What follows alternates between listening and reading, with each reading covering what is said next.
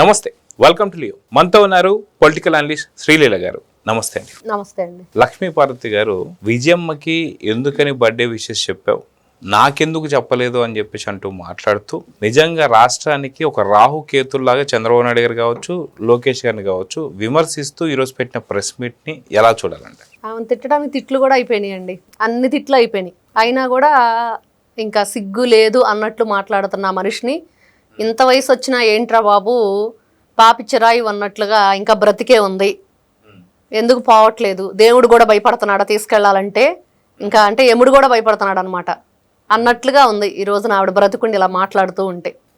అంటే వైఎస్ రాజశేఖర రెడ్డి గారి సతీమణిగా మరి రాజశేఖర రెడ్డి గారి మధ్య నారా చంద్రబాబు నాయుడు గారి మధ్య స్నేహభావం అందరికీ తెలిసిన విషయం. ఎంత హుందా రాజకీయం చేశారు, ఏ విధంగా ఉన్నది అనేది. మరి అలాంటి వ్యక్తి భార్యకి నారా లోకేష్ గారు చెప్పారు.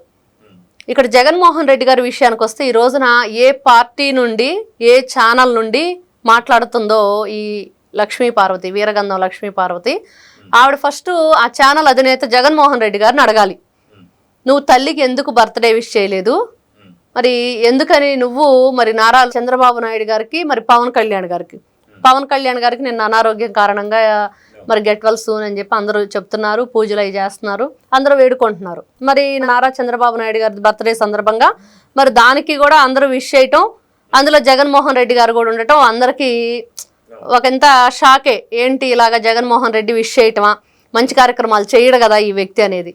మరి తల్లికి ఎందుకు చేయలేదు? ఇప్పుడు నీ సొంత తల్లికి నువ్వు చెయ్యాలి కదా. మరి ఆ విషయం ఈ వ్యక్తి ఎవరైతే ఈ వీరగంధం లక్ష్మీ పార్వతి ఉందో ఆవిడ అడగాలి కదా. నువ్వు ఆ పార్టీలో ఉండి మరి ఈ రోజు నిజంగా లక్ష్మీ పార్వతి, ఇప్పుడు చాలా మంది నాకేమనిపించిందంటే, మామూలుగా ఒక సామాన్య తెలుగుదేశం పార్టీ కార్యకర్త మరణిస్తే పసుపు జెండాతో ఆయన గౌరవంగా సాగనంపుతారు. మరి పలానా వ్యక్తికి నేను సంబంధించిన వ్యక్తిని అని చెప్పుకుంటున్నా నువ్వు మరి ఈ రోజున ఏ వ్యక్తి పక్క నుండి మాట్లాడుతున్నావో ఆ వ్యక్తుల జెండా కూడా నీకు కప్పరు అంటున్నారు. అటు వైఎస్ఆర్సీపీ పార్టీ జెండా కప్పరు, ఇటు తెలుగుదేశం పార్టీ జెండా కప్పరు. నీ బ్రతుకేంటి, నువ్వేంటి, నీ చరిత్ర ఏంటి, మరి ఈ రోజు నువ్వు మాట్లాడుతున్న మాటలు ఏంటి, నీ వయసుకు తగ్గ మాటలు నువ్వు మాట్లాడుతున్నావా? ఏ విధంగా నువ్వు అమ్మమ్మ అవుతావు, ఎలా అవుతావు, ఎలా అయ్యిద్దండి అసలు ఆవిడ అమ్మమ్మ? అసలు అమ్మమ్మ అయితే నువ్వు ఇలా ఉంటావా, ఇలా మాట్లాడతావా, ఇలా తిడతారా? ఎవరైనా మన అమ్మమ్మలో నానమ్మలో మనల్ని దీవిస్తారు కానీ తిడతారా?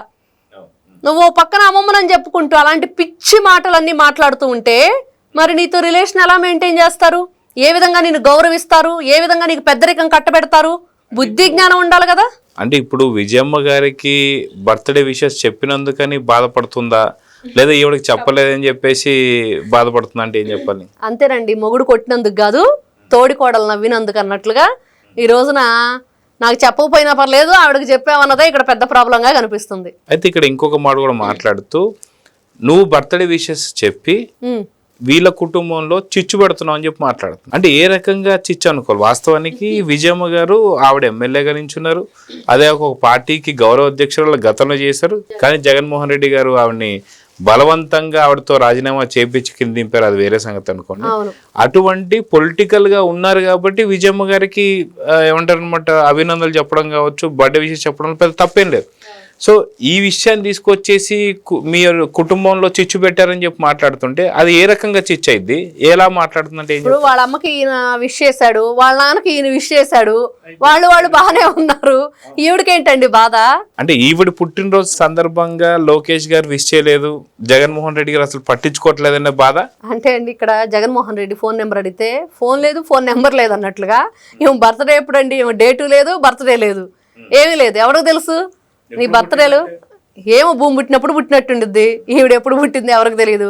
హార్మోని పెట్టే మెడగట్టుకొని అందరి జీవితాలను సర్వనాశనం చేసేసింది. పాపం వీరగంధం సుబ్బారావు గారి పరిస్థితి ఏంటి, ఆ పుట్టిన కొడుకు పరిస్థితి ఏంటి, ఈవిడ హైదరాబాద్ వచ్చి వెలగబెట్టిన రాజకార్యాలు ఏంటి, ఇక్కడికి వచ్చి ఎంతమంది జీవితాలు నాశనం చేసింది, ఎన్ని విధాలుగా అప్రదిష్ట పాలు చేసింది. ఈవిడ ఈ రోజున నీతి కబుర్లు చెప్తుంది. అంటే కూటమికి సంబంధించి దాదాపు 164 సీట్లు గెలుచుకుంటే మీరంతా ఈవీఎం మీద గెలిచారు, ఒక్కరు కూడా ప్రజాస్వామ్యబద్ధంగా గెలవలేరు అని చెప్పి మాట్లాడడానికి ఈవిడెవరు? ఈవిడ నిజంగా చంద్రబాబు నాయుడు గారిని కావచ్చు, లోకేష్ గారిని రాహుకేతులతో పోలుస్తూ మాట్లాడుతున్నారంటే ఎలా చూడాలి? ఇక్కడ వీరగంధం లక్ష్మీ పార్వతి గురించి చెప్పుకోవాలంటే ఈ రోజున ఆవిడ ఒకవైపు నాకు అమ్మమ్మని నేను మీకు నాకు విష్ చేయలేదు అంటూనే ఇంకో వైపు తిడుతుంది చూడండి, అదే ద్వంద్వ వైఖరి. జగన్మోహన్ రెడ్డి జే బ్యాచ్ అంతా కూడా ఇలానే ఉంటారు, వీళ్ళకి ఎదుటి వాళ్ళకి గౌరవం ఇవ్వటం కానీ తీసుకోవటం కానీ తెలియదు అన్నది వాస్తవం. ఈ రోజు నిజంగానే ఆ రోజున ఎన్టీ రామారావు గారు నీ వల్ల గెలిచారా?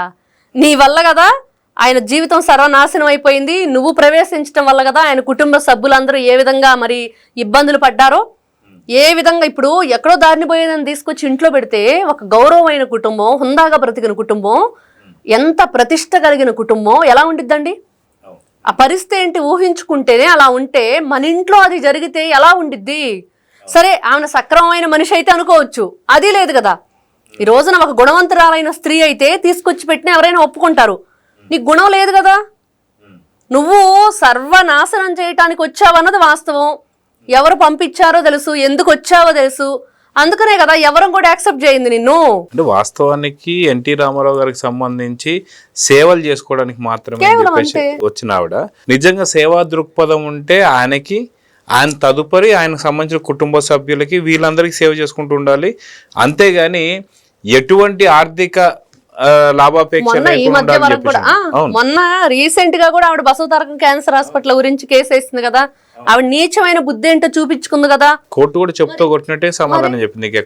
ఎన్ని చెప్పులతో కొట్టినా కూడా సిగ్గు రాదు, లేదు నేను తెచ్చుకుని నాకు అసలు లేదని చెప్తున్నా ఈ వ్యక్తి. మరి ఇంత వయసు వచ్చి నువ్వేంటి, నీ బ్రతుకేంటి, నువ్వు చేస్తున్న పనులేంటి, ఇప్పటికి కూడా నీ శాపనార్థాలు అవి నీకే తగులుతాయి తప్పించి ఎవరికి తగలవు. వాళ్ళు నీ తిట్లే దీవెనలుగా దినదిన ప్రవర్ధమానంగా ఎదుగుతారు తప్పించి ఎక్కడ ఎటువంటి ఇబ్బంది ఉండదు. నువ్వే పతనమైపోతావు. ఎలాంటి పార్టీలో ఉన్నావు, ఏ విధంగా అంటే ఇంటి కూడికి బంతి కూడికి కాకుండా ఈ రోజున ఎవరో కక్కిన కూటికి ఆశపడుతున్నా నిన్ను ఏమనాలి?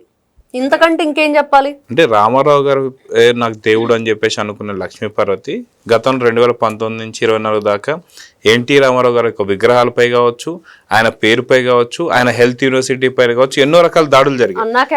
అన్నా క్యాంటీన్లకు సంబంధించి రద్దు చేయడంలో కావచ్చు.